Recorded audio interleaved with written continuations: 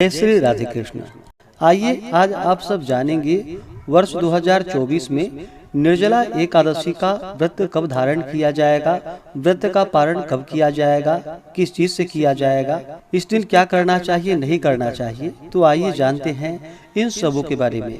आप सभी भक्तों को निर्जला एकादशी व्रत की ढेर सारी शुभकामनाएं।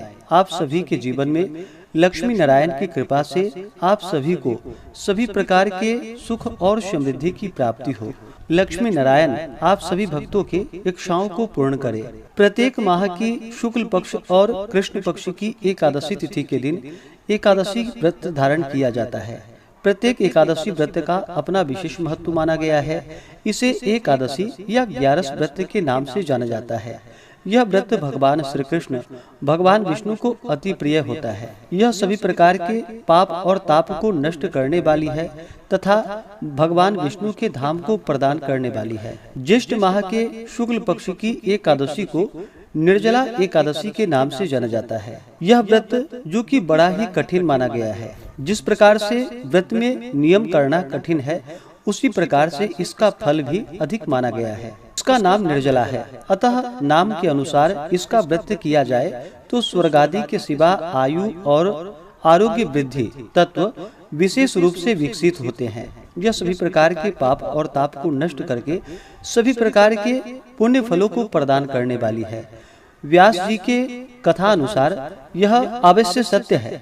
अधिक मास सहित एक वर्ष की 25 एकादशी न की जा सके तो केवल वर्ष भर में एक निर्जला एकादशी व्रत करने से जो कि संपूर्ण एकादशियों का पुण्य फल प्राप्त हो जाता है। इस व्रत में जो कि अपवित्र अवस्था के आचमन के सिवा बिंदु मात्र भी जल ग्रहण नहीं करना चाहिए। यदि किसी प्रकार उपयोग में जल ले लिया जाए तो उससे व्रत भंग हो जाता है।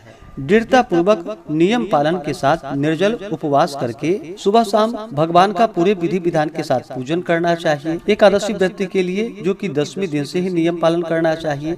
10वीं तिथि के दिन सूर्यास्त होने से पहले ही शुद्ध और सात्विक आहार ग्रहण करनी चाहिए। व्रत में जो कि 10वीं एकादशी और द्वादशी इन 3 दिनों में काश्य पात्र, मसूर, चने, मिथ्या भाषण, शाक, शहद, तेल, मैथुन, द्युत और क्रोध आदि का त्याग करके व्रत के पहले दिन यानी कि 10वीं को और दूसरे दिन द्वादशी को हविष्यान्न जौ, गेहूं, मूंग, सेंधा नमक, काली मिर्च, शर्करा और गौघृत आदि का एक बार भोजन करना चाहिए।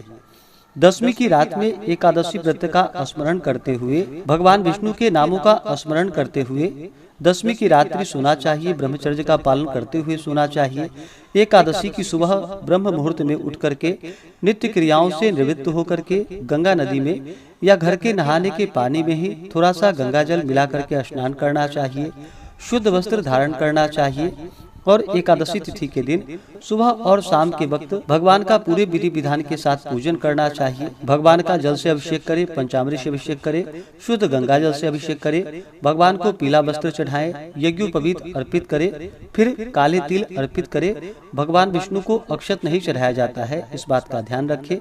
अक्षत की जगह उन्हें काले तिल चढ़ाए, जौ अर्पित करे, तुलसी दल अर्पित करे, पीले पुष्पों की माला अर्पित करे, फिर धूप और दीप दिखाए, अनेक प्रकार का नैवेद्य भगवान को अर्पित करे। दूध से बने हुए वस्तु या जितने भी मौसम में मिलने वाले ऋतु फल आदि हो वह भगवान को अर्पित करनी चाहिए। जब भी नैवेद्य का भोग लगाते हैं तो तुलसी दल डाल करके ही भगवान को भोग लगाना चाहिए। इसके बाद जल से आचमनी करवाएं। मुख शुद्धि के लिए पान पत्र, सुपारी, लौंग, इलायची के साथ में अर्पित करें। द्रव्य दक्षिणा चढ़ाएं। इसके बाद फिर एकादशी व्रत का कथा श्रवण करना चाहिए या पढ़ना चाहिए। इस प्रकार एकादशी तिथि के दिन भगवान का सुबह शाम पूजन करके कथा आदि श्रवण करते हुए एकादशी की रात्रि जागरण करते हुए समय को व्यतीत करना चाहिए और द्वादशी की सुबह उठ करके स्नान करके शुद्ध वस्त्र धारण करके भगवान का पूजन आरती करके उसके बाद ब्राह्मणों को भोजन करवाना चाहिए। जल से भरा हुआ घट का दान करना चाहिए। स्वर्ण आदि का, गौ भूमि जो भी बन सके अपने सामर्थ्य के अनुसार दान दक्षिणा देनी चाहिए। गरीबों को भोजन कराना चाहिए और समय के अनुसार व्रत का पारण करना चाहिए। इस प्रकार व्रत को धारण करने से जो कि संपूर्ण तीर्थों में जाकर स्नान दान आदि करने के समान फलों की प्राप्ति होती है तथा व्यक्ति के सभी प्रकार के पाप और ताप नष्ट होते हैं, स्वर्ग आदि की प्राप्ति होती है। तो आइए जानते हैं निर्जला एकादशी व्रत के शुभ मुहूर्त और पारण समय के बारे में। ज्येष्ठ मास शुक्ल पक्ष एकादशी तिथि प्रारंभ समय जो कि 17 जून 2024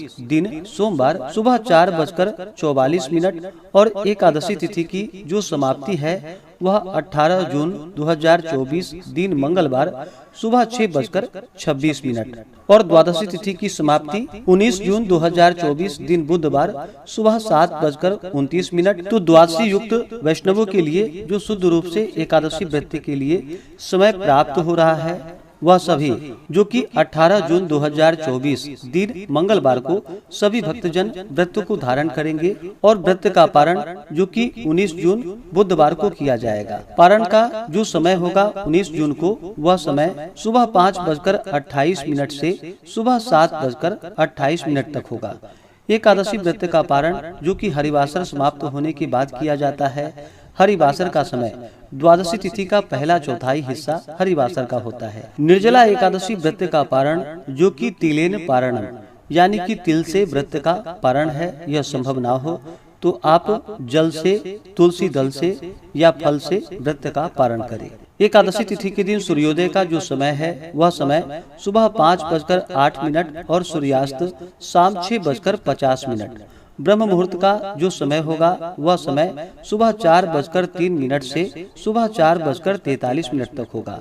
योग जो कि शिव योग होगा रात्रि 9:39 तक। उसके बाद सिद्धि योग होगा 18 जून को जो कि त्रिपुष्कर योग बन रहा है जो कि दोपहर 3:56 से शुरू होकर के अगले दिन सुबह 5:24 तक होगा। नक्षत्र जो कि स्वाति नक्षत्र दोपहर 3:56 तक होगा। उसके बाद विशाखा नक्षत्र। जो भी भक्तजन व्रत को धारण करने वाले हैं उन्हें व्रत के दौरान शुद्ध और सात्विकता का पालन करना चाहिए। तामसिक वस्तुओं का, नशीले पदार्थों का सेवन नहीं करना चाहिए। ब्रह्मचर्य का पालन करना चाहिए। व्रत के दौरान किसी के ऊपर क्रोध नहीं करनी चाहिए या अपने मन में किसी के प्रति ईर्ष्या या द्वेष का भाव नहीं लाना चाहिए। पूर्ण भक्ति भाव के साथ भगवान का पूजन करना चाहिए। इस दौरान ओम नमो भगवते वासुदेवाय या श्री कृष्ण गोविंद हरे मुरारी आदि मंत्र जप करना चाहिए। इससे अनंत फलों की प्राप्ति होती है। तो आशा करता हूँ कि यह जानकारी आपको अच्छा लगा हो। ऐसे ही ज्ञानवर्धक जानकारियाँ प्राप्त करते रहने के लिए, व्रत पूजा के बारे में जानने के लिए, कथा को सुनने के लिए चैनल पे अगर आप पहली बार आए हैं तो चैनल को लाल बटन दबा करके सब्सक्राइब करें, साथ में बेल आइकन घंटी को दबाएं ताकि आने वाली वीडियो का नोटिफिकेशन आपको समय से मिलता रहे। वीडियो को लाइक करें, शेयर करें। सुखी रहें और स्वस्थ रहें। जय श्री राधे कृष्ण। धन्यवाद।